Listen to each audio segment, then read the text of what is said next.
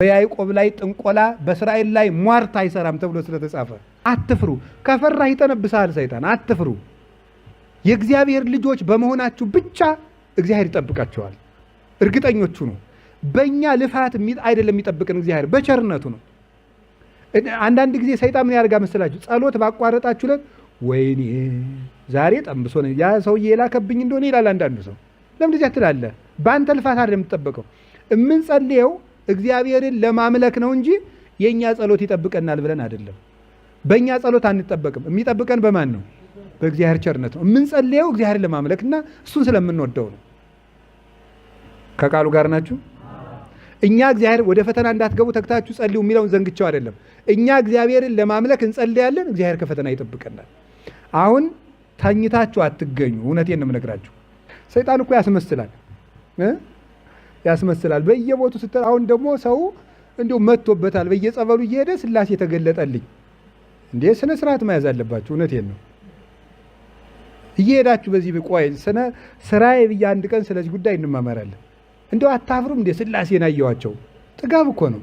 እኔ እንደው አንድ መርጌታም በህልሜ አይቼ አላውቅም እንዴ! እንኳን ስላሴን እንዴ! ነውር አይደለም? ነውር እኮ ነው። እግዚአብሔር ይምራል አይምርም? ይምራል በሉ። ፈውስ ይሰጣል አይሰጥም? ይሄ ስላሴን አየዋቸው የምትሉት ነገር ግን ረፉ። እግዚአብሔርን አየሁት በዚህ በራይ ምን ልታረገው ነው የምታየው? ሳያዩ የሚያምኑ ምንድን ናቸው? አመንዝራ ትውልድ ምን ይሻል? ምልክት ይፈልጋል። ምን ሊያደርግላችሁ? እግዚአብሔርን አየሁት ማርያምን እንደው አደፋፈራችሁ። ድንግል ማርያም በህልም የመታ ወይም እኔ እንደው አንድ ሙሃያ ይቻላል አንድ አባ ይቻላል እንኳን እመቤታችን ላይ በህልም የጭራሽ ድፍረታችሁ በጣም እንደው ምእመናን እኮ እንደው እናቴ በጣም ሞገሳችሁ እንደው እውነት ነውር ነው። አዛኝ እንደዚህ እግዚአብሔር ታይቶኝ እንደዚህ ታው ሰይጣን ነው የሚያላግጥባችሁ። መለሊሁ ሰይጣን ይትመሰል በመላከ ብርሃን። ሰይጣን ራሱ የብርሃን መልአክ እስኪመስል ድረስ ራሱን ይለውጣል ተብሎ ተጽፏል። ራሱን ይለውጣል ብሏል። እዚያ ሄዳችሁ ገብርኤልን አይቸው እንደገና ደግሞ ሲኦልን አየዋት። ነውር ነው። አሁን የዛሬ ስንት ዓመት ነው? በ2004 አካባቢ እዚህ ይፋግ አካባቢ የሆኑ ህፃናት መጥተው ነበረ እና የሆኑ ህፃናት መጥተው በቃ በቅተው ሰማይ ሄደዋል ተባለ። ኧረ ተው በህግ አምላክ ምን እንደኔ ሊወግሩኝ ነበር። ባህር ዳር መናኸሪያ አንድ ቀን በድንጋይ ሊለኝ አንድ ወጣት በእውነት ማለት መናፍቅ ነህ እንዲህ አለኝ። ኧረ እባክህ አይደለው። ለምንድን ነው? ነውር ነው ብዬ ተናግሬ ነው። ምንድን ነው ያሉ? ከአምስተኛው ሰማይ ስንደርስ አሉ እነዚህ ህፃናት ጥቋቁር ሰዎችን አየን አሉ። ምንድን ነው እነዚያ ጥቋቁር ሰዎች ሲባል የተኮነኑ ሰዎች። አምስተኛው ሰማይ እንኳን የተኮነኑ ሰዎች መላእክት እንኳን መግባት አይችሉም። ይሄ አያያያረ አምስተኛው ሰማይ እኛ ጻድቃን ራሱ አልገቡም እኮ አብርሃም ራሱ አልገባም። ያሉ ገነት ነው። አምስተኛው ሰማይ 7 ሰማይ አለ።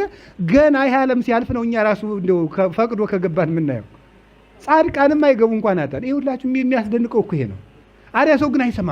እግዚኦ ተገልጦላቸው። ኧረ ውሸት ነው ሊገለኝ እኔ እንደው በእውነት በገልጋይ ነው ያተረፍኩት። እና ይኸውላችሁ ከእንደዚህ ያለ ይሄ ተገለጠልኝ ምናምን እንደዚህ አትበሉ። ስጋዬን የበላ በሉ፣ ደሜን የጠጣ እኔ ከእርሱ ጋር እኖራለሁ እርሱም ከኔ ጋር ይኖራል። ስትቆርቡ ክርስቶስ ከማን ጋር አለ? አናኒ ስቆርብ ክርስቶስ ከማን ጋር? እኔ ጋር አለ የለም? እና እኔ ጋር ካለ በህልሜ በውጭ የማየው እንዴ? ለምንድን ነው እንዴ? እኔ ጋር እያለ ና በውጭ በዚህ ባይን የልህ እዚህ ውስጥ እያለ በውጭ ልይ ትላለ እንዴ? እናንተ ምን ድራማ ነው ፊልም ነው የምትፈልጉት?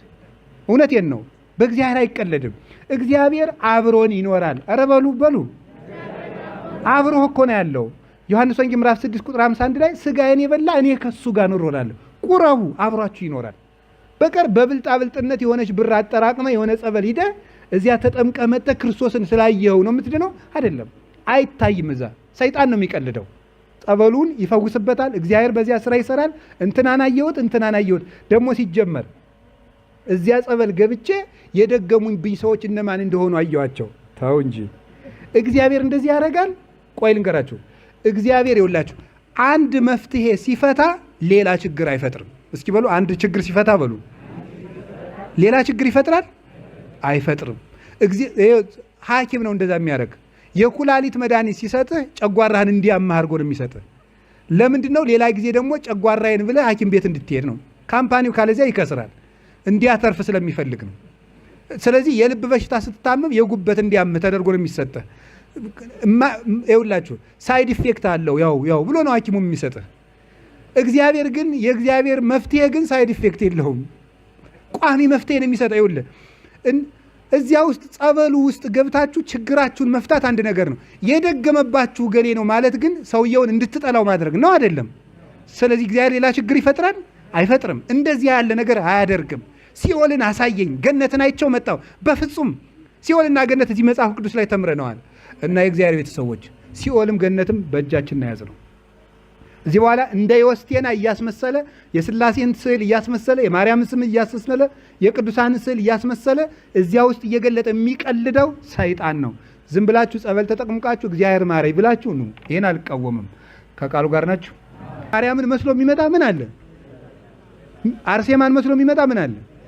እንዴ አሁን የሰው ትዳር የሚያፋታሉ። አርሴማ ታጠፋለች ብላለች፣ ኧረ አትልም እንዴ? ነውር ነው። አርሴማ የማንንም ትዳር አትበትንም፣ አትከፍልህም ብላለች። አርሴማ እንዲህ ብላለች። ስነ ስርዓት መያዝ አለብን። በድንግል ማርያም ስም የሚነግድ ዲያብሎስ አለ፣ በአርሴማ የሚነግድ ዲያብሎስ አለ።